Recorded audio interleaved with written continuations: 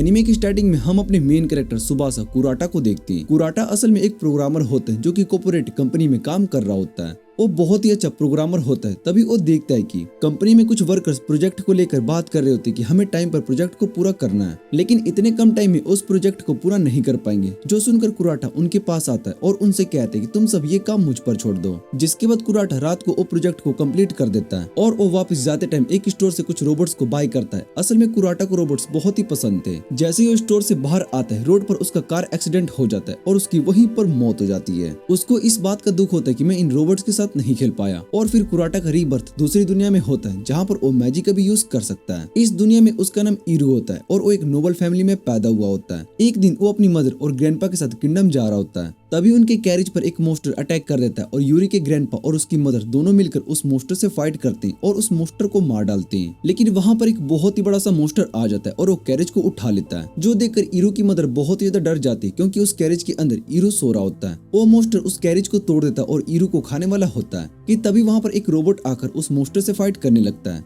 जो देखकर ईरू हैरान हो जाता है और वो कहता है कि ये तो एक रोबोट है। फिर वहाँ पर एक और रोबोट आता है और वो दोनों मिलकर रोबोट उस बड़े मोस्टर को मार डालते हैं। फिर उस रोबोट के अंदर से एक आदमी बाहर आता है और वो आदमी असल में ईरू का फादर होता है। ईरू उस रोबोट के पास जाता है और अपने फादर से कहता है कि ये रोबोट तो बहुत ही अच्छा है। जिस पर उसके फादर बताते हैं कि ये रोबोट्स नहीं बल्कि नाइट्स हैं। हम इनका यूज किंगडम को प्रोटेक्ट करने के लिए करते हैं। और ईरू अपने फादर से कहते हैं कि मैं भी उस नाइट को चलाना चाहता हूँ। जिस पर उसके फादर कहते हैं कि इसको चलाने के लिए तुम्हें बहुत ही ज्यादा मैजिक और स्वॉर्ड चलाना दोनों ही सीखना होगा और मुझे पता है कि तुम बड़े होकर इस नाइट को जरूर चला पाओगे। ईरू अपने फादर से प्रॉमिस करता है कि वो बड़ा होकर उनकी तरह एक स्ट्रॉन्ग नाइट बनेगा। ईरू अपने ग्रैंडपा और अपनी मॉम से मैजिक के बारे में सब कुछ सीखना शुरू कर देता है। उसको मैजिक बुक्स असल में प्रोग्रामिंग की तरह लग रही होती है, जिसे कि वो जल्दी समझने लगा और 3 साल के अंदर वो सारी बेसिक चीजें सीख चुका था। एक रात एक लड़का लड़की दोनों छुप कर कहीं पर जा रहे होते हैं, लेकिन तभी उस लड़की का पैर स्लिप हो जाता है और वो नीचे गिरने वाली होती है। लेकिन ईरू उसको अपने मैजिक से बचा लेता है और वो दोनों ईरू को थैंक्स कहते हैं और अपना नाम एडी और आर्किड बताते हैं। आर्किड ईरू से कहते हैं कि तुम्हें तो मैजिक यूज करना भी आता है, क्या तुम हमें भी मैजिक यूज करना सिखा सकते हो? और ईरू उसके लिए मान जाता है। उसके बाद वो तीनों साथ में एकेडमी जाते हैं जहाँ पर स्कूल में टीचर्स उन सभी को बेसिक मैजिक के बारे में पढ़ा रही होती है। ईरू टीचर से कहता है क्या आप मुझे मिडिल स्कूल में भेज सकते हो,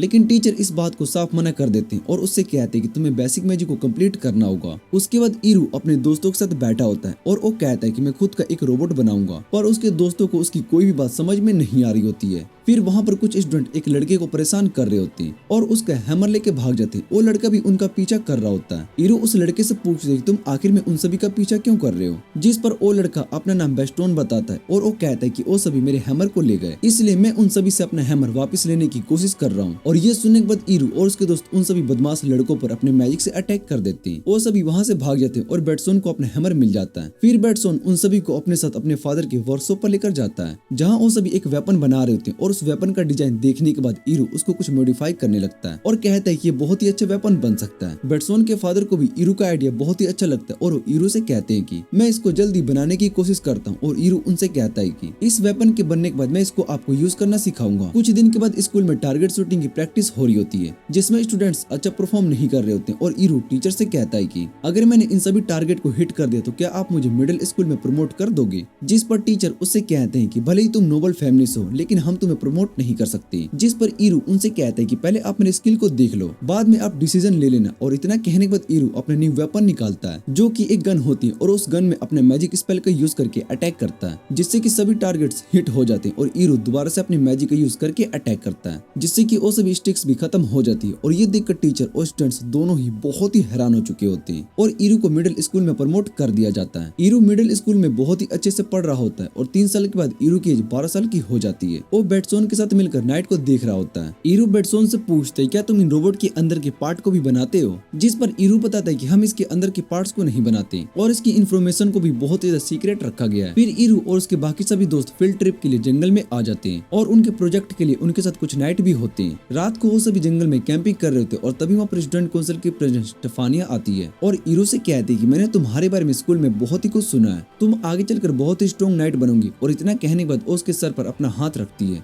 लेकिन ये सब एडी को पसंद नहीं आता और स्टेफानिया वहाँ से चली जाती है। और आर्किड एरो को बताता है कि स्टेफानिया नोबल से और तुम्हारे फादर भी एक नोबल है, तुम दोनों के फैमिली रिलेशंस बहुत ही अच्छे, इसलिए शायद से तुम्हारा हमारे साथ रहना ठीक नहीं होगा और वैसे भी हम ऑर्डिनरी हैं। जो सुनकर ईरू उससे कहते हैं कि तुम सभी मेरे अच्छे दोस्त हो और तुम्हारे लिए मैं सब कुछ करने के लिए रेडी हूँ। फिर ईरू वहाँ पर सिल्वर नाइट को देखने के लिए आ जाता है और तभी वहाँ पर एडगर आ जाता है और वो ईरू को सिल्वर नाइट के कॉकपिट अंदर से दिखाता है, जिसे देखकर ईरू बहुत ही ज्यादा खुश हो जाता है। और रात को सभी स्टूडेंट्स कैंप में सो रहे होते हैं कि तभी वहाँ पर बहुत सारे मोस्टर्स का अटैक हो जाता है, जो देखकर सभी नाइट्स भी स्टूडेंट को प्रोटेक्ट करने के लिए आने लगती हैं। और इधर टीचर सभी स्टूडेंट्स को कैरेज में बैठाकर लेकर जा रहे होते हैं। स्टेफानिया उन सभी मोस्टर को रोकने के लिए अपने मैजिक से उन सभी पर अटैक करती है और ईरू और उसके दोस्त भी उसकी मदद करते हैं, जिसके बाद वहाँ पर नाइट भी आ जाते हैं। वो उन सभी स्टूडेंट्स से कहते हैं कि इससे आगे हम सब कुछ मैनेज कर लेंगे। और दूसरी तरफ हम एक बड़े से बेहमत को देखते हैं जो कि नाइट्स को आसानी से हरा रहा होता है। वो देखने में बहुत ही बड़ा मोस्टर होता है और इधर ईरू सोच रहा होता है कि शायद से यहाँ पर कुछ गलत होने वाला है। इधर सोल्जर्स उस बड़े से बेहमत को देख लेते हैं और वो अपने सुपीरियर को इस बारे में इन्फॉर्म करते हैं, जो देखकर सुपीरियर सोल्जर से कहते हैं कि तुम्हें जाकर किंगडम में जनरल को इस बारे में इन्फॉर्म करना होगा। और वहाँ से चला जाता है और इधर सभी सोल्जर्स उस बड़े से बेहमत को रोकने की कोशिश करते हैं,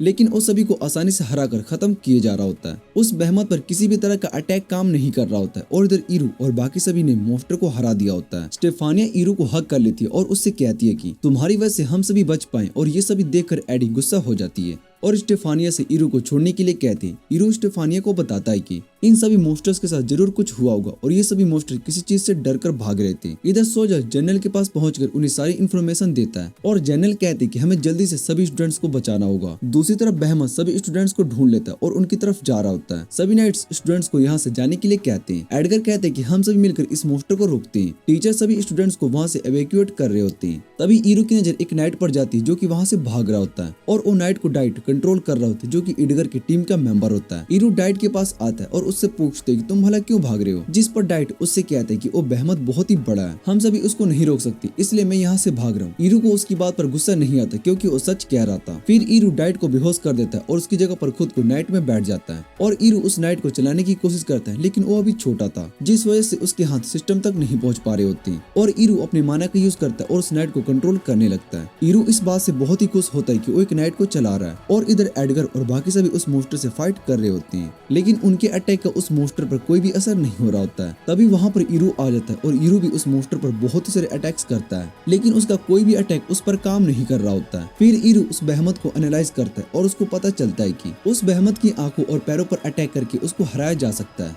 जिसके बाद ईरू उस बेहमत की आंख पर अपनी सोर्ड से अटैक करता है और इधर जनरल भी बहुत सारे नाइट्स के साथ वहाँ पर आ जाते हैं। वो सभी उस बेहमत पर अटैक करते हैं, लेकिन उस बेहमत को कोई भी फर्क नहीं पड़ रहा होता है और बेहमत उन सभी को अपने फायर से खत्म किए जा रहा होता है। ईरू उस बेहमत को ऊपर से जाकर अटैक करता है, लेकिन इससे बेहमत को कोई खास चोट नहीं लगती और इधर डाइट को भी होश आ चुका होता है। ये सब देखकर डाइट बहुत ही ज्यादा डर जाता है और ईरू से कहता है कि हम इस मोस्टर को नहीं हरा सकते, जो सुनने के बाद ईरू उस मोस्टर से बहुत ही दूर चला जाता है। वो उस नाइट से बाहर आता है और अपने मैजिक से बहुत ही सारे मैजिक सर्कल बना लेता है। जैसे ही मोस्टर उनके पास आता है, ईरू डाइट को अटैक करने के लिए कहता है। ईरू के इस अटैक की वजह से वो मोस्टर मारा जाता है और अगले दिन एडगर और बाकी सभी डाइट के नाइट के पास आते हैं और उन्हें लग रहा होता है कि शायद से डाइट मारा जा चुका है। तभी उस नाइट के अंदर से डाइट और ईरू बाहर आते हैं और उन्हें देखकर एडगर और बाकी सभी बहुत ही हैरान हो चुके होते हैं। एडगर को यकीन नहीं हो रहा होता कि 12 साल के बच्चे ने इस बड़े से बेहमत को मारा और ईरू के सभी दोस्त उससे बहुत ही ज्यादा खुश हो जाते हैं। वो सभी उसकी तारीफ कर रहे होते हैं। ईरू बड़ा होकर एक स्ट्रॉन्ग नाइट बनेगा और इधर किंग को भी इस बारे में पता चल चुका होता है। वो सोचते हैं कि 12 साल के बच्चे ने बेहमत को मारा और वो ईरू से मिलने के बारे में सोच रहे होते हैं। अगले दिन ईरू अपने ग्रैंडपा के साथ किंग से मिलने के लिए पैलेस में आता है, जहाँ किंग ईरू से पूछते क्या तुमने उस बड़े से मोस्टर को हराया है, जिस पर ईरू हाँ कहता है और किंग उससे कहते कि तुम मुझसे कोई भी रिवॉर्ड मांग सकते हो। जो सुनकर ईरू सोचता है कि अगर मैंने सीधा नाइट बनने के बारे में इनसे कहा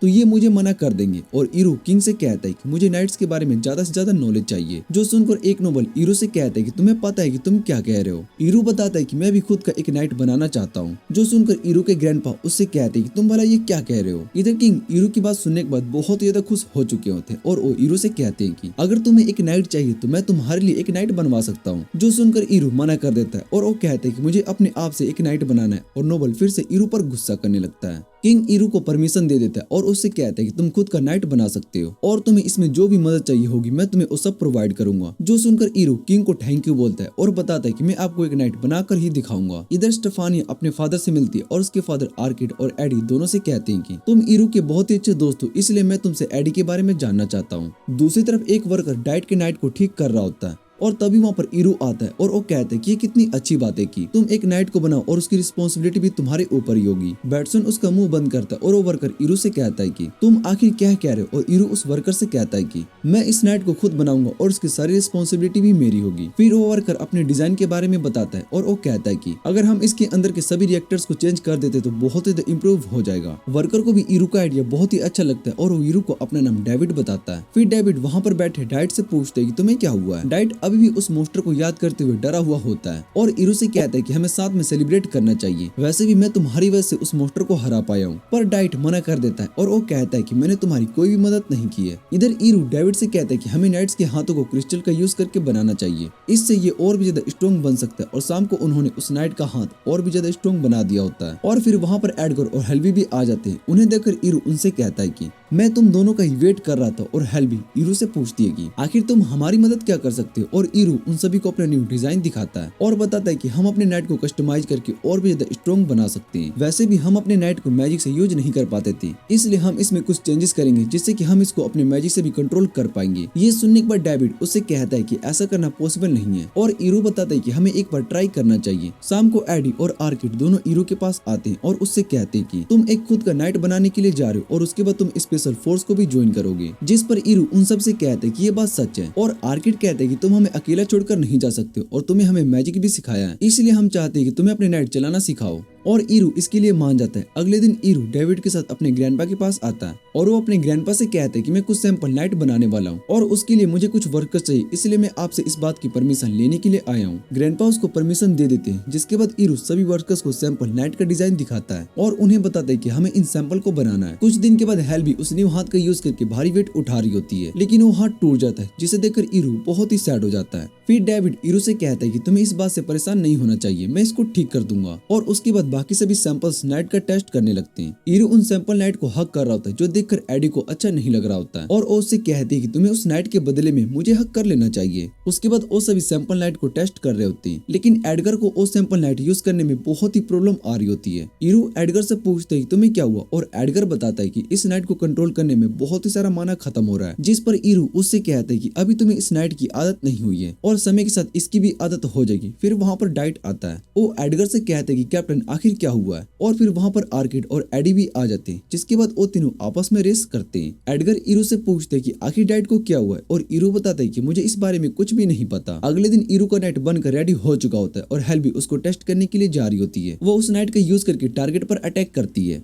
उसका अटैक बहुत ही स्ट्रॉन्ग होता है और ये देखकर सभी बहुत ही खुश हो जाते हैं। और इधर डाइट एडगर से कहता है कि आखिर ईरू ने अपना खुद का नाइट बना ही लिया। फिर हेल्वी एडगर को एक बैटल करने के लिए कहती है और वो बताती है कि हमें इस नए नाइट को चेक करना है और एडगर भी उसकी बात को मान लेता है। जिसके बाद वो दोनों आपस में बैटल कर रहे होते हैं और शुरू में हेल्वी एडगर पर बहुत ही भारी पड़ रही होती है, जिसे देखकर एडगर सोचता है कि डिफेंस का यूज करके मैं इसको नहीं हरा सकता हूँ। इसलिए एडगर भी अटैक करना शुरू कर देता है, जिससे कि वो हेल्वी के नाइट के एक हाथ को तोड़ देता है। और इधर ईरू और बाकी सभी इस फाइट को एंजॉय कर रहे होते हैं। हेल्वी अपने माना का यूज करती है और एडगर को उठाकर पटक देती है और उस पर अटैक करने के लिए जा ही रही होती है कि तभी हेल्वी का माना खत्म हो जाता है, जो देखकर सभी कहते हैं कि हेल्वी का माना खत्म हो गया, वरना ये फाइट वही जीतने वाली थी। और उसके बाद रात को वो सभी सेलिब्रेट करते हुए इस बात से बहुत ही खुश होते हैं कि ईरू ने अपना खुद का एक नाइट बना लिया। और इधर आर्किड और एडी दोनों ईरू से कहते हैं कि तुमने आखिर एक हिस्ट्री बनाई है। जिस पर ईरू उससे कहता है कि अभी हमें उस नाइट के अंदर और भी मॉडिफिकेशन करनी है। और इधर एक आदमी उन सभी की बातें सुनने के बाद वहाँ से चला जाता है। वह उस बारे में सारी इन्फॉर्मेशन कुछ लोगों को दे रहा होता है और ये सभी लोग स्पाई होते हैं। यहाँ पर ईरू के बनाए हुए नाइट्स के बारे में पता लगाने के लिए आए होते हैं। अगले दिन वो सभी दोबारा से अपने नाइट को मॉडिफाई करने के काम में लग जाते हैं, लेकिन उन सभी को बाद में पता चलता है कि ये नाइट अभी भी बहुत ही माना कंज्यूम कर रहे हैं, जो सुनकर ईरू सोचने लगता है कि हमें माना का कम यूज करने के लिए कुछ तो करना होगा। एडी बताती है कि हमें सबसे पहले उन सभी सैंपल सूट्स को ट्राई करना चाहिए। उसको अच्छे से यूज करने से हमें पता चल सकता है कि आखिर हम इस नाइट के माना को कम कैसे कर सकते हैं। और ईरू को ये आइडिया बहुत ही अच्छा लगता लगता है वो एडी से कहता है कि मुझे नहीं पता था कि तुम कभी भी इस तरह की आइडिया दे सकती हो। और ये सुनकर एडी गुस्सा हो जाती है और उसके बाद वो सभी अपने सैंपल सूट्स को ट्राई करने लगते हैं जिसके अंदर ईरू ने कुछ और न्यू मॉडिफिकेशन किए होते हैं। एडी उनके अंदर रो फैसिलिटी लगा देता है जिससे कि वो पैडों पर आसानी से चल सकते हैं। आर्किड यूरी से अपने हाथ पर लगे वेपन के बारे में पूछता है और एडी बताता है कि एक क्रॉसबो, इससे तुम मिड रेंज में भी अटैक कर सकते हो। जिसके बाद आर्किड उस क्रॉसबो का यूज करता है और उस अटैक के सामने दीवार टूट जाती है और ये देखकर आर्किड उससे कहता है कि ये तो बहुत ही ज्यादा पावरफुल है। फिर ईरू बताता है कि तुम इस क्रॉसबो से मल्टीपल टाइम शूट कर सकते हो। जिसके बाद आर्किड मल्टीपल शूट्स को ट्राई करता है और सामने के सभी पेड़ और दीवार टूट जाते हैं जो देखकर वो सभी बहुत ही ज्यादा हैरान हो चुके होते हैं और ईरू उन्हें बाकी मॉडिफिकेशन के बारे में बताता है। जिसके बाद वो सभी नाइट को चेक करने के लिए आते हैं जहाँ पर हेल्वी नाइट को चला रही होती है लेकिन उसको कंट्रोल करना बहुत ही मुश्किल हो रहा होता है जो देखकर ईरू सोचता है कि अब हमें इसके बैलेंस को ठीक करना होगा।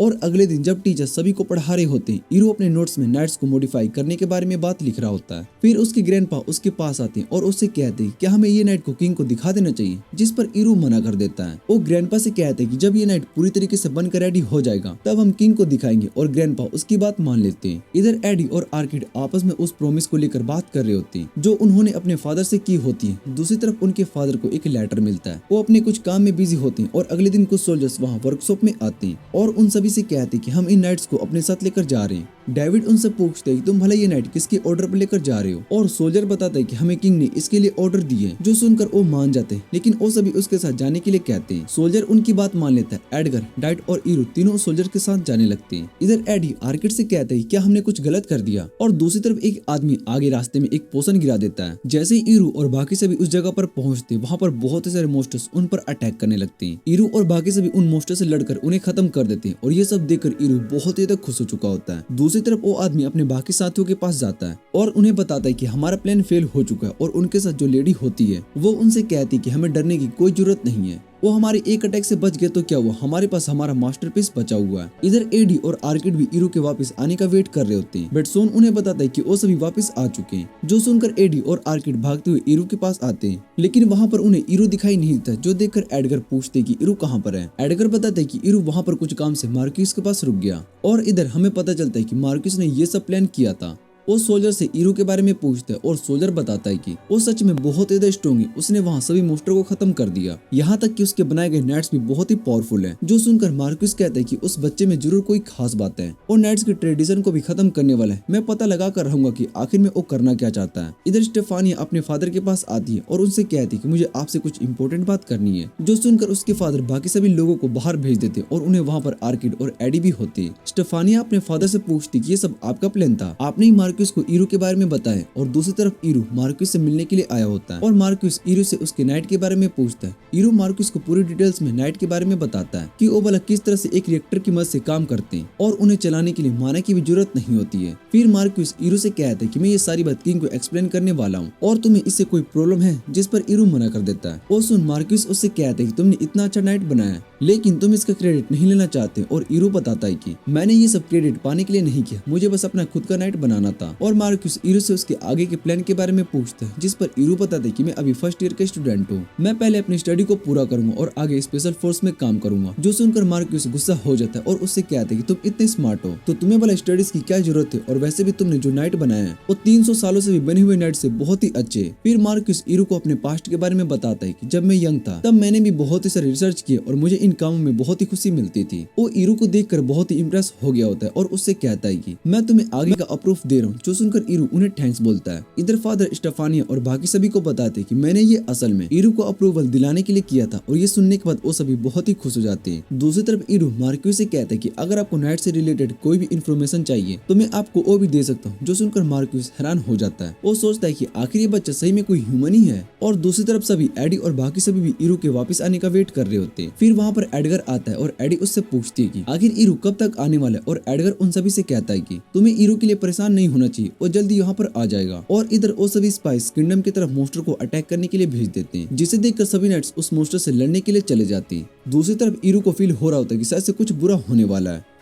अगले दिन डेविड डाइट से पूछते हैं क्या तुम्हारा नाइट बिल्कुल ठीक से वर्क कर रहा है और डाइट बताता है कि ये ठीक है लेकिन ये पहले की तरह काम नहीं कर रहा है। जो सुनकर डेविड उससे पूछते हैं कि आखिर तुम्हारे कहने का क्या मतलब है और डाइट बताता है कि ये कुछ ज्यादा अच्छे से काम कर रही है। फिर डेविड कैपिटल की ओर जा रहा होता है और अपने कैरिज में एडी और आर्किड को भी देखता है जो कि अपने सैंपल सूट्स के साथ होते हैं। वो उनसे पूछते कि तुम दोनों यहाँ पर क्या कर रहे हो, और आर्किड भी बताता है कि हम भी ईरू के पास जाने वाले हैं, जो सुनकर डेविड डस्टन को मारता है। डस्टन डेविड से कहते हैं कि इसमें मेरी कोई भी गलती नहीं है और वो सभी वहाँ से जाने लगते हैं। दूसरी तरफ हम एक नाइट को देखते हैं जो कि सिटी की ओर जा रहा होता है, और तभी उसके पीछे एक और नाइट आ जाता है और उसको मार देता है, जिसके बाद हमें पता चलता है कि वो सभी स्पाई कैपिटल की ओर जा रहे होते हैं, और वो लेडी कहती है कि असली मजा अब शुरू होने जा रहा है। इधर एक नाइट कैपिटल के अंदर जा रहा होता है और गार्ड उससे कहता है कि तुम जल्दी से अंदर क्यों नहीं जाते हो, और तभी वो नाइट अपने स्वॉर्ड को नीचे गिरा देता है, जिसके बाद हमें पता चलता है कि वो सभी स्पाई होते हैं और वहाँ कैपिटल के नाइट्स को चुरा लेते हैं और वहाँ पर तबाही मचाने लगते हैं, जो देखकर ईरू सोच रहा होता है कि आखिर यहाँ पर यह सब हो क्या रहा है। और दूसरी तरफ सभी गार्ड्स उन सभी से फाइट कर रहे होते हैं और वो सभी स्पाइस बहुत ही स्ट्रॉन्ग होते हैं। वो पूरे कैपिटल में तबाही मचाना शुरू कर देते हैं, और दूसरी तरफ मार्क्यूस गार्ड से पूछता है कि यहाँ पर क्या हो रहा है, और वो सोल्जर बताता है कि हमारे कैपिटल पर दुश्मनों ने अटैक कर दिया है। फिर वहाँ पर ईरू आता है और वो मार्क्यूस से कहता है क्या मैं कुछ मदद कर सकता हूँ, और मार्क्यूस उसको गुस्से से मना कर देता है। वो उससे कहता है कि तुम किंगडम के लिए बहुत ही इंपॉर्टेंट हो, इसलिए मैं तुम्हारी जान को खतरे में नहीं डाल सकता हूँ। और इधर जनरल उन सभी स्पाइस से लड़ने के लिए जाता है। वो उन सभी से कहता है कि मैं तुम्हें यहाँ से भागने नहीं दूंगा, और कैरिड वहाँ से सही मौका देखकर भागने लगती है,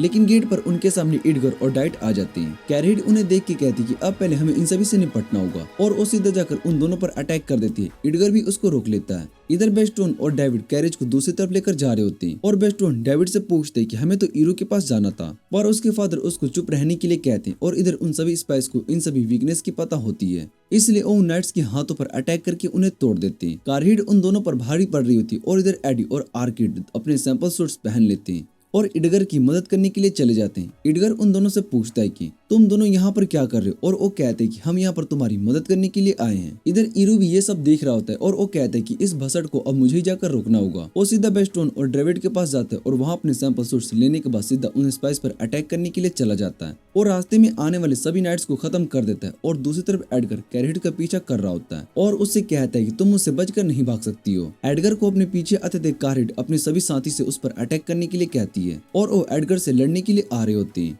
तभी एडी और आर्किड एडगर से कहते हैं कि हम उस नाइट को देख लेंगे, तुम उस लेडी का पीछा करो। और उसके बाद वो दोनों मिलकर उस दूसरे नाइट पर अटैक करने लगते हैं। वो दोनों बहुत ही फास्ट होते हैं, जिस वजह से वो नाइट उन्हें नहीं पकड़ पाता, और वो दोनों उसको अपने ट्रैप में फंसाकर लेक में गिरा देते हैं। दूसरी तरफ एडगर किरहट से फाइट कर रहा होता है, लेकिन किरहट उस पर भारी पड़ रही होती है और उसको मारने वाली होती है और उस पर अटैक करती है, जिसके बाद वहाँ पर डाइट और बाकी सभी आ जाते हैं। एडगर डाइट से कहते हैं कि मैं ठीक हूँ, तुम सभी उसका पीछा करने जाओ। फिर एडी और आर्किड दोनों डाइट से कहते हैं कि तुम एडगर का ध्यान रखो, हम उसके पीछे जा रहे हैं, पर डाइट उन्हें मना कर देता है। उसके बाद वहाँ पर ईरू आ जाता है और वो उससे कहता है कि मैं तुम्हारे साथ चलूंगा। फिर वहाँ पर जनरल भी आ जाते हैं और वो सभी जंगल में जाकर सभी मॉन्स्टर्स को खत्म कर देते हैं। फिर जनरल मार्क्यूस को बताता है कि हम किरहेड को नहीं पकड़ पाए, और उसके बाद किंग सभी को पैलेस में बुलाता है, जहाँ पर वो सभी को हीरोज का टाइटल देता है। किंग हीरो से कहता है कि हम एक न्यू ऑर्गेनाइजेशन बनाने वाले, जो न्यू नाइट्स बनेगी उसका नाम सिल्वर पोनिस होगा, और उस ऑर्गेनाइजेशन के तुम लीडर होगे। जो सुनकर सभी बहुत ज्यादा खुश हो जाते हैं, और हेल्बी एडगर से मिलने के लिए हॉस्पिटल आती है, जहाँ एडगर हेल्बी से माफी मांगता है कि मैं तुम्हारे नाइट को वापस नहीं ला पाया, लेकिन मैं तुम्हें प्रॉमिस करता हूँ कि मैं उसको वापस लेकर आऊंगा। फिर ईरू अपने सपने में बहुत ही सारे रोबोट्स को देखता है और वो उन्हें टच करने के लिए जा रहा होता है, लेकिन तभी वो सभी गायब होने लगते हैं। फिर ईरू की नींद खुलती है और उसको पता चलता है कि वो तो अभी बस सपना देख रहा था, और वो देखता है कि एडी उसके ऊपर सो रही है। वो एडी को उठने के लिए कहता है, लेकिन एडी नहीं उठ रही होती और उसको परेशान करने लगता है। इधर लेबोरेटोरी में चीफ गाइस का अपने वर्कर से कहते हैं कि तुम यहाँ ठीक से काम नहीं कर रहे हो, और वो उन सभी पर गुस्सा कर रहे होते हैं। तभी वहाँ पर लेबोरेटोरी के डायरेक्टर ओलिवर आते हैं, और वो गाइस्का से कहते हैं कि इस लेबोरेटोरी का अब न्यू चीफ डायरेक्टर ईरू बन चुके हैं। जो सुनकर गाइस्का को बहुत ज्यादा गुस्सा आता है, और वो वहाँ से जाते हुए कहते हैं कि मैं इन्हें दिखा दूंगा कि असली नाइट्स को कैसे बनाते हैं। इधर किंग मार्क्यूस के साथ बैठकर कैपिटल में हुए अटैक के बारे में बात कर रहे होती हैं, और उन्हें लग रहा होता है कि शायद ये अटैक उनके पास के नेशन ने उन पर करवाया है, पर वो इस बात से श्योर नहीं थे, क्योंकि उनके रिलेशन उनके पास से कुछ नेशन से बहुत ही अच्छे हैं, और वो उन्हें इस तरह से खराब नहीं करना चाहते थे। किंग मार्क्यूस से कहते हैं कि अच्छा कि हमारे पास ईरू जैसा टैलेंटेड पर्सन है। और इधर ईरू अपने फैमिली को अपने प्रमोशन के बारे में बताता है। वो उनसे कहते हैं कि मुझे नाइट्स का चीफ डायरेक्टर बना दिया गया है। जो सुनकर उसकी फैमिली बहुत ही हैरान हो जाती है, और उसकी मॉम उससे कहती है कि तुम्हारी एज अभी बहुत ही कम है,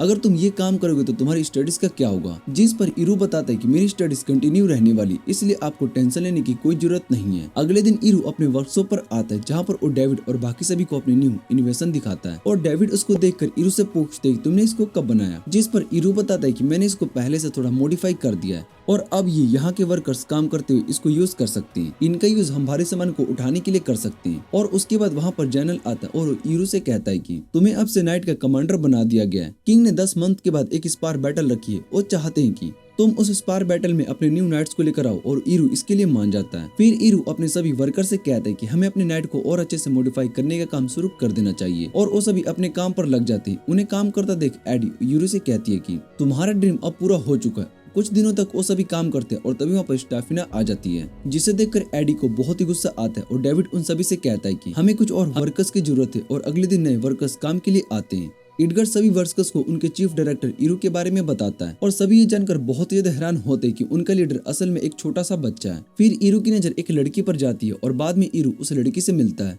और उससे कहता है कि तुम्हें देखकर नहीं लगता कि तुम कोई वर्कर हो, जिस पर वो लड़की बताती कि मैं कोई वर्कर नहीं हूँ, मैं बस तुमसे स्पार बैटल के बारे में कुछ बात करने के लिए आई हूँ। और वो ईरू को सारी बात बताती है। तभी उसकी नजर एडी पर जाती है जो कि उसी की ओर देख रही होती है, लेकिन वो एडी को इग्नोर करके वहाँ से चली जाती है। इधर एडी गुस्से में ईरू के पास आती है और उससे कहती है कि मुझे भी इस स्पार बैटल में पार्ट लेना है और ईरू ये सुनकर खुश हो जाता है। वो एडी से कहता है कि मैंने इस बारे में पहले ही सोच लिया है। और उसके अगले दिन ईरू अपने नाइट को चलाने की प्रैक्टिस कर रहा होता है, लेकिन जैसे ही उसको चलाने के लिए जा रहा होता है वो नाइट ब्लास्ट हो जाता है और ईरू बेहोश हो जाता है। जब वो होश में आता है तो वो कहता है कि शायद से मेरी मॉडिफिकेशन में कुछ खराबी हुई होगी, लेकिन मैं दोबारा से इस पर काम करूंगा। और ये सुनने के बाद एडी उस पर गुस्सा करने लगती है और वो उससे कहती है कि अभी तुम्हारी जान बची है पर तुम फिर भी अभी नाइट बनाने के बारे में ही सोच रहे हो। और ईरू एडी से माफी मांगता है, जिसके बाद वो सभी वापस से वर्कशॉप में आकर मॉडिफिकेशन का काम करने लगते हैं। फिर वहाँ पर डेविड आता है और उन नए नाइट्स के बारे में पूछता है। जब उसको सच पता चलता है तो वो ईरू पर गुस्सा करने लगता है और वो कहता है कि वो नाइट बहुत ही अच्छा था। वो उससे कहता है कि तुम्हें अब अपने इन्वेंशन को कम कर देना चाहिए और ईरू भी उसकी बात को मान लेता है। उसके बाद वो न्यू नाइट्स पर काम करने लगते हैं। इस बार उन्होंने 2 रिएक्टर्स का यूज करके एक नाइट को बनाया होता है जिसे 2 लोग मिलकर कंट्रोल कर सकते हैं और तभी वो नाइट भी थोड़ी खराब हो जाती है। ईरू एडी से माफी मांगता है और उससे कहते हैं कि हमें इस नाइट पर अच्छे से काम करना चाहिए। और उसके बाद हेल भी एडी से कहते हैं कि हमें चलकर बात लेना चाहिए। वो दोनों बात लेने के लिए बाहर आ जाते और एडी बताती है कि मुझे बात लेकर बहुत ही अच्छा लग रहा है, अब मैं ईरू के पास जाना चाहती हूँ। इधर ईरू एडगर को एक की देता है और उससे कहता है कि अब तुम इस की का यूज करके अपने नाइट को कंट्रोल कर सकते हो। बिना की के कोई भी तुम्हारे नाइट को यूज नहीं कर पाएगा। दूसरी तरफ गाइस्का के नाइट्स भी बनकर रेडी हो चुके होते हैं और इधर ईरू भी स्पार के बैटल के लिए न्यू नाइट्स बना लेता है। और 10 मंथ्स के बाद स्पार बैटल का दिन आ जाता है, जहाँ पर गाइस्का अपने न्यू नाइट को सभी के सामने लेकर आता है और किंग को बताता है कि मैंने इसके अंदर बहुत ही सारे मॉडिफिकेशन किए जिससे कि इसकी पावर बढ़ चुकी है। उसके बाद किंग सिल्वर पोनिक्स को आने के लिए कहते और ईरू अपने नाइट के साथ वहाँ पर बहुत ही तगड़ी वाली एंट्री मारता है और उसके नाइट्स के डिजाइन बहुत ही ज्यादा यूनिक होते हैं, जिसे देखकर किंग भी बहुत ही खुश हो जाता है और ईरू कहता है कि अब हम सभी को अपनी असली पावर दिखा देंगे। सभी लोग वहाँ ईरू के बनाए गए नाइट को देखकर बहुत ही हैरान हो चुके होते हैं क्योंकि उसके डिजाइन बहुत ही यूनिक थे। किंग जल्दी बैटल शुरू करने के लिए कहता है, जो देखकर ओलिवर किंग की तरफ देखकर सोचता है कि किंग भी इस बैटल के लिए बहुत ही ज्यादा एक्साइटेड है। और इधर ईरू कहता है कि मैं भी इस बैटल के लिए 10 मंथ से वेट कर रहा था।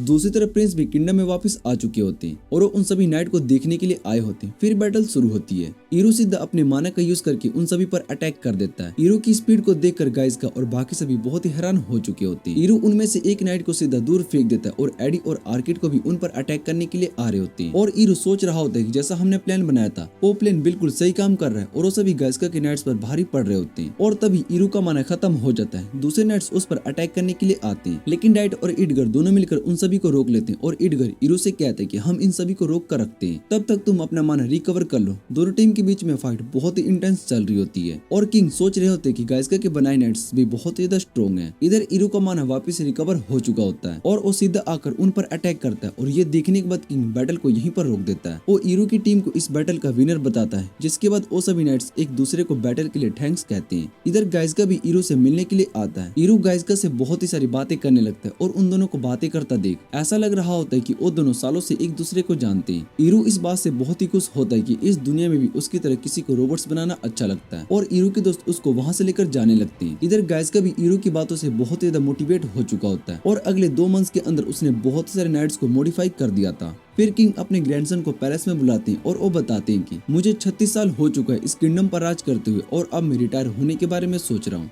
इसलिए मेरे बाद इस किंगडम का अगला किंग मेरा ग्रैंडसन मीरोस बनेगा। और प्रिंस मीरोस भी इसके लिए मान जाता है। इधर ईरू और उसके दोस्त भी मिडिल स्कूल में ग्रेजुएट हो चुके होते हैं, जिसके बाद वो सभी अपने वर्कशॉप पर काम कर रहे होते हैं और किंग ने ईरू को पैलेस में बुलाया होता है, जहाँ पर प्रिंस मीरोस ईरू से मिलता है। वो ईरू से कहता है कि मैंने तुम्हारे नाइट को देखा है, तुम सच में बहुत ही अच्छे नाइट्स बनाते हो। और किंग ईरू से कहते हैं कि मुझे भी एक पर्सनल नाइट चाहिए और मैं चाहता हूँ कि तुम मेरे लिए उस नाइट को बनाओ। ईरू उनकी बात को मान लेता है और प्रिंस भी ईरू से कहता है कि मुझे एक नाइट चाहिए और ईरू उनसे पूछते है कि आप दोनों को नाइट्स के अंदर किस तरह की मॉडिफिकेशन चाहिए, जिस पर वो दोनों कहते हैं कि हमारा नाइट दिखने में बहुत ही अच्छा और स्ट्रॉन्ग होना चाहिए। ये सुनकर ईरू और एडी सोचते हैं कि इन्हें बस लड़ने के अलावा कुछ भी नहीं आता। फिर ईरू उन दोनों के लिए नाइट्स बनाने लगता है और कुछ मंथ के बाद वो किंग और प्रिंस के लिए 2 नाइट्स बनाता है। उनमें से एक गोल्ड और दूसरा सिल्वर होता है। ईरू किंग और प्रिंस दोनों से कहता है कि आप दोनों इसमें से कोई भी नाइट को सिलेक्ट कर सकते हो और वो दोनों ही गोल्ड नाइट को सिलेक्ट कर लेते हैं। जिसके बाद किंग प्रिंस से कहता है कि इस बात का फैसला हम एक बैटल करके करेंगे और प्रिंस भी इसके लिए मान जाते और वो दोनों अपने नाइट्स को लेकर फाइट करने के लिए रेडी हो चुके होते हैं। ईरू बताता है कि किंग बहुत ही स्ट्रॉन्ग है और उनकी स्पेयर टेक्निक को हराना आसान नहीं है और उन्होंने पास्ट में अकेले ही बहुत ही सारे डीमंस को भी हराया। यहाँ तक कि डीमन लॉर्ड भी किंग से डरते और उन दोनों के बीच में फाइट शुरू हो जाती है और किंग मीरूस पर भारी पड़ रहे होते हैं। लेकिन तभी मीरूस उन पर अटैक करता है और उन्हें इस बैटल में हरा देता है। जो देख प्रिंस अपने ग्रैंडपा से कहते हैं कि आप इस बैटल को जानबूझकर हारे हो, पर किंग मना कर देते हैं और वो कहते हैं कि तुम इस बैटल के विनर हो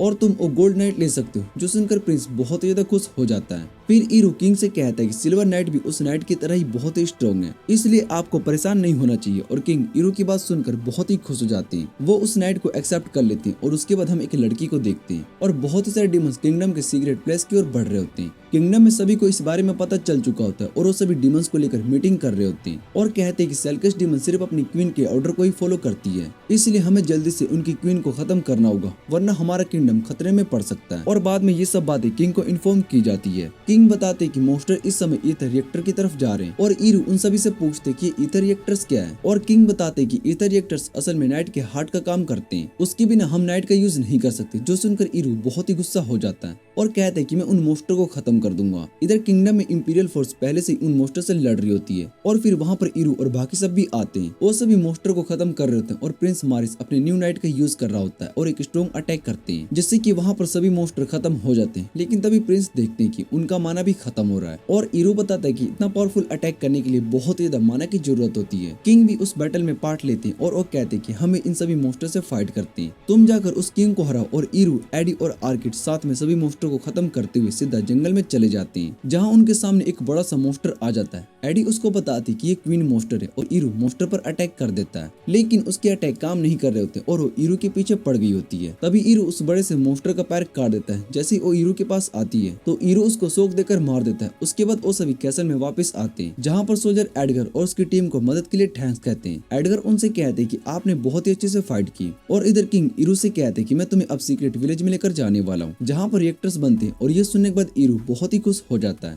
और अगले दिन किंग, ओलिवर और ईरू तीनों उस सीक्रेट विलेज में जाने के लिए निकल जाते हैं। ओलिवर ईरू को अपनी सच्चाई बता देता है। वो कहता है कि मैं ह्यूमन रेस नहीं हूँ, मैं एक स्पेशल रेस हूँ जो कि ह्यूमन से बहुत ही अलग होती है। हम आगे 500 साल तक होती है और यहाँ तक कि हमारे पास ह्यूमन से भी ज्यादा माना पावर होती है। और ये सब सुनने के बाद ईरू ओलिवर से कहते हैं कि मुझे आपकी रेस से कोई फर्क नहीं पड़ता। ओलिवर बताता है कि हम अपने माना पावर को स्टडी की मदद से माना रिएक्टर्स बनाते हैं। जो सुनकर ईरू बहुत ही ज्यादा खुश हो जाता है और वो कहता है कि मैं उस विलेज को देखने के लिए और ज्यादा एक्साइटेड हूँ। फिर वो सभी उस सीक्रेट विलेज में आ जाते हैं जो कि बहुत ही सुंदर होता है और ओलिवर उन दोनों को क्वीन कैटली के पास लेकर जाता है जहाँ पर क्वीन किंग को पहचान लेती है। ओलिवर क्वीन को ईरू के बारे में बताता है कि उसने उस मॉन्स्टर क्वीन और बड़े बेहमत को हराया और ये बहुत ही अच्छे नाइट्स भी बनाता है। ईरू क्वीन से कहता है कि मुझे भी रिएक्टर्स के बारे में स्टडी करनी है और ये सुनने के बाद क्वीन उससे कहती है कि तुम अभी हमारे लेवल पर नहीं हो, इसलिए तुम्हारे लिए रिएक्टर्स के बारे में समझना बहुत ही ज्यादा मुश्किल होगा। और ईरू रिक्वेस्ट करते हैं कि उसको यहाँ पर स्टडी करना है। क्वीन मान जाती है और फिर बाद में एक दूसरा आदमी ईरू को वहाँ पर रिएक्टर्स के बारे में बताता है और कहता है कि माना एनिमल्स और स्पिरिट्स के अंदर भी होती है। हम यहाँ पर आर्टिफैक्ट ब्लड का यूज करके बहुत ही सारे माना क्रिस्टल को बनाते हैं और उन्हें एक्सचेंज करके उनसे इधर रिएक्टर्स को बनाया जाता है। ईरू उससे रिएक्टर्स के बारे में बहुत ही कुछ पूछता है और वो आदमी उसको सब कुछ बता देता है। फिर ईरू किंग से कहता है कि मुझे यहाँ पर रहकर माना रिएक्टर्स के बारे में पूरा स्टडी करना है। किंग भी उसको परमिशन दे देता है और उसके बाद किंग वापिस से किंगडम में आ जाता है और सभी को बताते हैं कि ईरू अभी उस सीक्रेट विलेज में रिएक्टर्स के बारे में पढ़ रहा है। जो सुनकर सभी सैड हो जाते हैं और एडी कहते हैं कि हमें भी वहाँ पर चलना चाहिए, पर किंग मना कर देते हैं और वो कहते हैं कि ईरू को स्टडी पर फोकस करने देना चाहिए। 3 मंथ्स के बाद ईरू अपनी स्टडी को कंप्लीट कर लेता है और क्वीन के पास आकर उन्हें थैंक यू बोलता है और कहता है कि मैं वापस मिलने के लिए दोबारा जरूर आऊंगा। उसके बाद वो बाहर एडी से मिलता है और कुछ दिनों के बाद ईरू वापस से वर्कशॉप में नाइट के ऊपर काम करना शुरू करता है। फिर उसके पास वो इन्वेस्टर आती है और वो ईरू को बताती है कि जल्दी यहाँ पर एक वॉर होने वाली है और ईरू इन्फॉर्मेशन के लिए थैंक यू बोलता है। फिर वो इन्वेस्टिगेटर वहाँ से जा रही होती है और और बाहर एडी उसको देखकर गुस्सा हो जाती है और उसको ईरू से दूर रहने के लिए कहती है। फिर वो इन्वेस्टिगेटर एडी को अपना नाम नोरा बताती है और वो उससे कहती है कि मैं यहाँ पर बस कुछ काम के लिए आई थी और वैसे भी मुझे ईरू में कोई भी इंटरेस्ट नहीं है। जो सुनकर एडी बहुत ही ज्यादा खुश हो जाती है और इधर ईरू अपना पर्सनल लाइट बना लेता है और उसके अंदर उसने 2 रिएक्टर्स भी लगाए होते हैं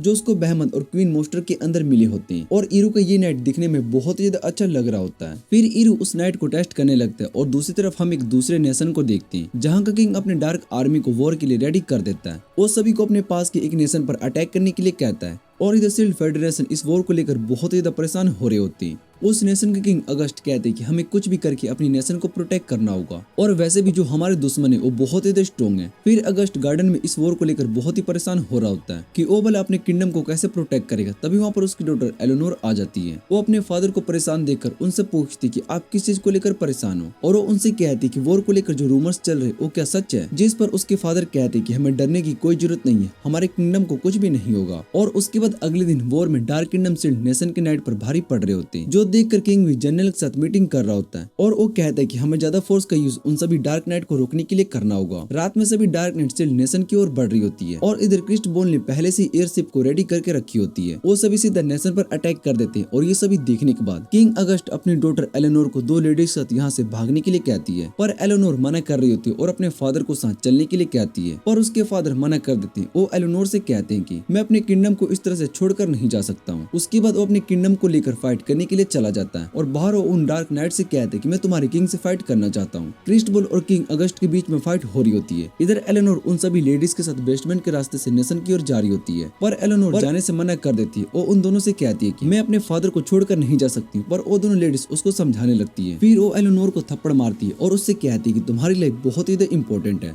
इसलिए तुम्हारे फादर कभी भी नहीं चाहेंगे कि तुम्हें कुछ भी हो जाए। इधर किंग अगस्ट क्रिस्टबल से हार जाती है और इस जीत के बारे में डार्क नेशन के किंग को भी न्यूज मिल जाती है और वो अपनी सिस्टर से कहते हैं कि तुम अब इस मिशन की इंचार्ज हो। दूसरी तरफ प्रिंसेस बॉर्डर के पास पहुंचती है लेकिन वहां पर पहले ही क्रिस्टबल के सोल्जर्स होते हैं और वो कैरेज को चेक करने लगते हैं। उन्हें उस कैरेज में प्रिंसेस और दोनों लेडीज मिल जाती है जिन्हें वो पकड़कर अपने साथ लेकर जाते हैं और अगले दिन ईरू और बाकी सभी कुछ सप्लाईज के लिए शील्ड नेशन आते हैं। तो वहाँ पर उन्हें कुछ गार्ड्स मिलते जो कि उन सभी को अंदर जाने से रोक रहे होते हैं और कहते हैं कि तुम्हें अंदर जाने की परमिशन नहीं है। ईरू को लग रहा होता है कि सच से यहाँ पर कुछ गड़बड़ है और वो वहाँ फ्लैग को देखता है। तभी वहाँ पर प्रिंस मीरूस अपनी नाइट के साथ आ जाता है और सीधा उन सभी गार्ड पर अटैक करते हैं और इधर ईरू भी अपनी न्यू नाइट का यूज करके सभी गार्ड्स को हरा देता है। और ईरू देखते है कि जैडिक आर्मी के नाइट्स भी कुछ अलग मॉडिफिकेशन है जो देखकर वो बहुत ही ज्यादा खुश हो जाता है और अपने दोस्तों से कहता है कि हमें इन नाइट्स के पार्ट ले लेने चाहिए, हमारे बहुत ही काम आ सकते हैं। दूसरी तरफ क्रिस्टबल एलेनोर से कहता है कि तुम्हें मुझसे शादी करनी होगी और वो ये सब जैडिक नेशन का किंग बनने के लिए कर रहा होता है। इधर एलेनोर इस बात के लिए नहीं मानती लेकिन अगर उसको अपने किंगडम को बचाना है तो उसको ये बात माननी होगी और क्रिस्टबल जनरल के साथ बाहर आता है। गेट पर हम नोरा को देखते हैं जो कि यहाँ पर स्पाई बनकर आई होती है। जनरल क्रिस्टबल को बताता है कि हमारे गार्ड्स को कुछ रेबल टीम खत्म कर रही है। जो सुनकर क्रिस्टबल गुस्सा हो जाता है और वो जनरल से कहता है कि तुम जल्दी से उन लोगों का पता करके उन्हें खत्म कर दो और इतना कहने के बाद वो वहाँ से चला जाता है। इधर कैरियट भी जनरल से कुछ इंपॉर्टेंट बात करने के लिए आई होती है और नोरा उन दोनों की बातें सुनने लगती है जिसके बाद वो सारी इन्फॉर्मेशन ईरू और उसकी टीम को देती है और वो सभी इस बात से बहुत ही खुश हो जाते हैं कि नोरा की वजह से हमें सारी इन्फॉर्मेशन मिल चुकी है। फिर जैडिक आर्मी का सेकंड कमांडर अपनी एयरशिप से उन सभी रेबल को ढूंढ रहा होता है और तभी उसको ईरू और उसके मेंबर दिखाई देते हैं। इधर वो उन एयरशिप को देख लेते और कमांडर सीधा उन पर अटैक करने के लिए आता है जिसके बाद कमांडर और डाइट के बीच में फाइट हो रही होती है और दोनों ही एक दूसरे को बहुत ही अच्छी टक्कर दे रहे होते हैं और दोनों की फाइट बहुत ही इंटेंस हो रही होती है और तभी वहाँ पर स्मोक आ जाता है। फिर वो कमांडर डाइट से कहता है कि हम दोनों दोबारा से फिर से फाइट करेंगे और अभी मुझे यहाँ से जाना होगा। उसके बाद कमांडर कैरिट से पूछते हैं कि आखिर तुमने ये सब क्यों किया, जिस पर कैरिट उससे कहते हैं कि इन सब के पीछे एक बहुत ही बड़ा रीजन है जो तुम्हें बाद में पता चल जाएगा। उसके बाद ईरू और बाकी सभी नेशन के अंदर स्पाई बनकर आ जाते हैं और वो सभी साथ में प्रिंसेस और बाकी सभी लोगों को बचाने का प्लान बनाते हैं। नोरा उन सभी को प्रिंसेस और बाकी सभी की लोकेशन देती है और वो सभी अपने सैंपल सूट को पहनकर रेडी हो जाते हैं और मेंशन के अंदर आ जाते हैं। ईरू मार्टिना के पास जाता है और उनसे कहता है कि हम यहाँ पर आपको रेस्क्यू करने के लिए आए हैं और तभी वहाँ पर बहुत ही सारे डार्क नाइट्स आ जाते हैं। लेकिन ईरू पहली लेडी मार्टिना को वहाँ से लेकर भाग चुका होता है और दूसरी तरफ प्रिंस मीरूस भी इसाडोरा को बचाने के लिए आ जाता है। इसाडोरा प्रिंस को देखकर बहुत ही ज्यादा खुश हो जाती है और फिर आर्किड प्रिंस के रूम में आ जाता है। वो प्रिंस को अपने साथ चलने के लिए कहता है लेकिन प्रिंस मना कर देती है और आर्किड प्रिंस से कहता है कि मैं आपका नाइट बनकर आपको प्रोटेक्ट करूंगा, इसलिए आपको डरने की कोई जरूरत नहीं है। प्रिंसेस एलेनोर उसकी बात मानकर उसके साथ चली जाती है और बाहर जंगल में आर्किड ईरू और बाकी सभी से मिलता है। एलेनोर भी इसाडोरा से मिलकर बहुत ही ज्यादा खुश हो चुकी रखी होती है और दूसरी तरफ जनरल ये बात किंग को बताता है, जो सुनकर किंग बहुत ही गुस्सा हो जाता है और जनरल को ऑर्डर देता है कि तुम अपनी फोर्स लेकर जाओ और सभी को पकड़कर वापस ले आओ। और अगले दिन जनरल एयरशिप के क्रिएटर गोडोस के साथ उन सभी रेबल्स को पकड़ने के लिए जाता है। ईरो भी उन एयरशिप को देखकर बहुत ही एक्साइटेड हो जाता है और सीधा डार्क नाइट पर अटैक करते हुए उस एयरशिप के पास आ जाता है और उस नाइट को देखकर गोडोस भी बहुत ही हैरान हो चुका होता है। इधर ईरो शिप को बहुत ही नुकसान पहुंचा देता है, जो देखकर गोडोस को वापस जाना पड़ता है, लेकिन वो ईरो से कहता है कि मैं वापस बदला लेने के लिए जरूर आऊंगा। इधर क्रिस्टबॉल उन सभी के भागने पर बहुत ही ज्यादा गुस्सा हो जाता है और जनरल को मार रहा होता है और जनरल को ऑर्डर देता है कि तुम अपनी दूसरी फोर्स को लेकर जाओ और उन सभी को पकड़ कर लेकर आओ। जनरल उनकी बात मान लेता है और इधर ईरो प्रिंसेस और बाकी सभी को सेफ्टली अपने वर्कशॉप पर लेकर आता है,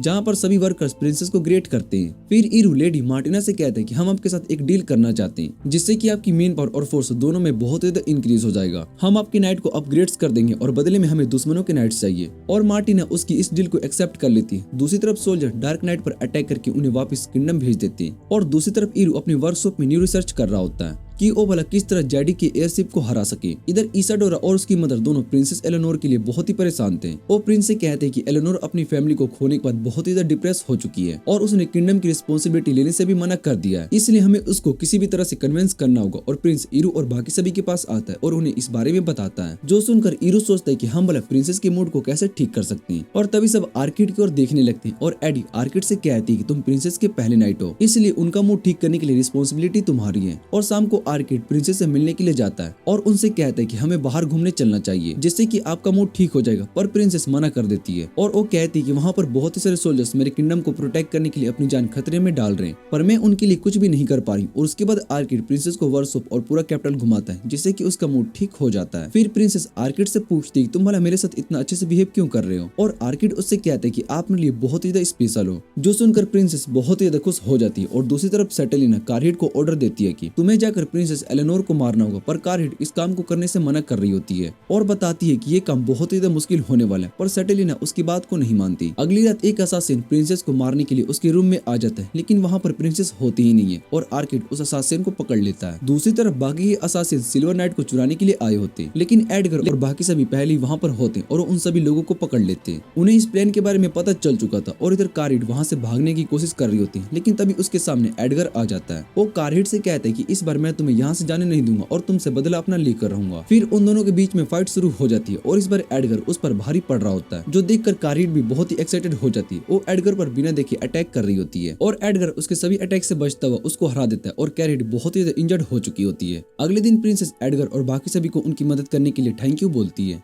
और सभी नाइट उनसे कहते कि हम हमेशा आपकी मदद करेंगे, जो देखकर प्रिंसेस उन सभी से कहती कि मैं अपने किंगडम को वापस रिक्लेम करने का डिसीजन ले चुकी हूँ। इधर सेटेलिना क्रिस्टबॉल को सारी बात बता देती है और उसको सीधा उस नेशन पर अटैक करने के लिए कहती है। क्रिस्टबॉल रास्ते में आने वाले सभी नेशन को खत्म करते हुए आगे जा रहा होता है। गिडोस कहते हैं कि मैं उस सिल्वर नाइट से मिलना चाहता हूँ और उसके बाद वो सभी कैपिटल आ जाती है और ईरू पहले जंगल में छुपकर उनका वेट कर रहा होता है। वो उन सभी एयरशिप पर अटैक करने के लिए कहता है और सभी सोल्जर्स न्यू स्पेयर का यूज करके उन सभी एयरशिप पर अटैक करते हैं, जिससे कि वो एयरशिप नीचे गिरने लगते हैं। ये देखकर गिडोस और ज्यादा हैरान हो जाता है और वो सोचने लगता है कि भला ये किस तरह का वेपन है। और इधर जनरल सभी डार्क नाइट को नीचे छोड़ने के लिए कहता है, जिस पर सोल्जर बताता है कि इसमें बहुत ही ज्यादा रिस्क है, पर जनरल उसकी बात को नहीं मानता और अपने सभी डार्क नाइट को अटैक करने के लिए कहते हैं। इधर एडगर पहले ही रेडी होता है और उन सभी नाइट को उन डार्क नाइट पर अटैक करने के लिए कहता है और वो सभी डार्क नाइट से लड़ने लगते हैं। दूसरी तरफ ईरू सीधा उन एयरशिप पर अटैक करने के लिए आसमान में चला जाता है और उसको इतना तेज ऊपर उड़ते देख गेडोस बहुत ही हैरान हो जाता है। वो कहता है कि मैं इस नाइट के पायलट से मिलना चाहता हूँ। और दूसरी तरफ प्रिंस मीरूस सभी डार्क नाइट को अपने एक ही अटैक में खत्म कर रहे होते हैं, जो देखकर डाइट कहता है कि हमें भी उन डार्क नाइट से लड़ना होगा और वैसे भी हम अकेले प्रिंस को मजा नहीं लेने दे सकते हैं। अपनी एयरफोर्स को हटता देख क्रिस्टबॉल बहुत ही ज्यादा गुस्सा हो जाता है और सोल्जर उन्हें वापस चलने के लिए कहता है। जैसे ही वो वापस जा रहे होते हैं तभी आर्किड उन मिसाइल पर अटैक करता है और वो कहता है कि तुम इतनी आसानी से नहीं भाग सकते हो। फिर उस शिप के ऊपर ईरू आ जाता है, जो देखकर क्रिस्टबॉल भी अपने नाइट में बैठकर शिप के ऊपर आ जाता है और ईरू से फाइट करने लगता है, लेकिन उसका एक भी अटैक ईरू को नहीं लगता। ईरू उसके सभी अटैक को आसानी से डोज करके उसको हरा देता है और क्रिस्टबॉल ईरू को अपने किंगडम में आने का ऑफर देता है और उससे कहता है कि अगर तुम मेरे साथ आ जाओगे तो मैं तुम्हें एक नोबल का टाइटल दूंगा। पर ईरू उसके ऑफर को मना कर देता है और ये सुनने के बाद क्रिस्टबॉल गुस्सा हो जाता है और अपनी शिप पर अटैक कर देता है, जिसके बाद वो और उसकी शिप दोनों नीचे जाकर ब्लास्ट हो जाती है और क्रिस्टबॉल उस ब्लास्ट में मारा जाता है, जो देखकर ईरू कहता है ये तो सच में में बहुत ही चूतिया इंसान है जो खुद ही शिप को ब्लास्ट कर दिया। इधर गेडोस ये सब देखने के बाद कहता है कि हमें वापस जाकर सेटेलिना को सब कुछ इन्फॉर्म करना होगा और वैसे भी उस सिल्वर नाइट के पायलट के बारे में जानना चाहता हूँ। फिर ईरू और बाकी सभी प्रिंसेस एलेनोर से मिलने के लिए आ जाते हैं और आर्किड के सर पर थोड़ी सी चोट लगी होती है, जिसे देखकर एलेनोर उसके लिए परेशान हो रही होती है। आर्किड बताता है कि उसको कुछ भी नहीं हुआ और प्रिंसेस उन सभी से कहती है कि तुम्हें सेफ देखकर मैं बहुत ही ज्यादा खुश हूँ। इधर गेडोस सेटेलिना को उसके भाई की मौत के बारे में इन्फॉर्म कर देता है, जो सुन सेटेलिना को बहुत ही दुख होता है और गेडोस को अल्टीमेट वेपन बनाने का परमिशन दे देती है। दूसरी तरफ जैनल को भी क्रिस्टबॉल के मारे जाने की न्यूज मिल चुकी होती है, जो देखकर वो बहुत ही गुस्सा हो जाता है और वो कहता है कि मैं क्रिस्टबॉल की मौत का बदला लेकर रहूंगा। इधर किंगडम में एलेनोर आखिर क्वीन बनने के लिए मान जाती है और कहती है कि मैं अपने फादर की इस किंगडम को हमेशा प्रोटेक्ट करूंगी। फिर आर्किड वहां पर आता है और वो क्वीन से कहता है कि मैं आपका नाइट हूँ और आपकी सेफ्टी की रिस्पॉन्सिबिलिटी मेरी है। जिसके बाद एलेनोर बाहर आती है और सभी लोगों से कहती है कि आज से इस किंगडम में पीस बना रहेगा और हमने फ्रेमविला किंगडम के साथ एक अलायंस बनाया है, जो सुनकर सभी बहुत ही ज्यादा खुश हो जाते हैं। और इधर ईरू डेविड और डेस्टोन के साथ उन सभी एयरशिप को चेक कर रहा होता है। फिर उसको वहां पर एक एथरनेट मिलता है और ईरू डेविड को बताता है कि इस एथरनेट की वजह से एयरशिप उड़ रही है और ये एक तरह का रिएक्टर है जो कि बहुत ही ज्यादा माना प्रोड्यूस करता है। ईरू उन सभी पार्ट्स को देखकर बताता है कि जिसने भी इसको बनाया है वो सच में एक जीनियस है और मैं उस इंसान से मिलना चाहता हूँ। उसके बाद ईरू वापस से पैलेस में आ जाता है, जहाँ पर सभी लोग डिनर कर रहे होते हैं और एलेनोर आर्किड को अपने हाथों से खाना खिला रही होती है, जो देखकर सभी आर्किड का मजाक उड़ा रहे होते हैं। फिर वहाँ पर ईरू भी आ जाता है और वो सभी के साथ में खाना खाने लगते हैं। लेडी मार्टरीना ईरू से कहती है कि हमें तुम्हारा सिल्वर नाइट चाहिए जिससे कि हम अपनी आर्मी बना सके और ईरू इसके लिए मान जाता है और उनके सामने एक कंडीशन रखता है, वो सभी यहाँ पर मिलकर नाइट्स बनाएंगे। एलेनोर भी उसकी कंडीशन को मान लेती है और उसके बाद वो सभी सिल्वर नाइट बना लेते हैं और एडगर उन सभी नाइट के साथ जेडिक आर्मी पर अटैक करने के लिए चला जाता है। वो आसपास के सभी नेशन जिस पर जेडिक आर्मी का कब्जा होता है वो उन सभी को हरा कर आगे बढ़ रहे होते हैं। फिर वो सभी जेडिक किंगडम की कैसल पर आ जाते हैं और तभी उन्हें सामने आसमान से एक ड्रैगन आते हुए दिखाई देता है, जो दिखने में बहुत ही ज्यादा बड़ा होता है। उस ड्रैगन को देखकर सभी हैरान हो जाते हैं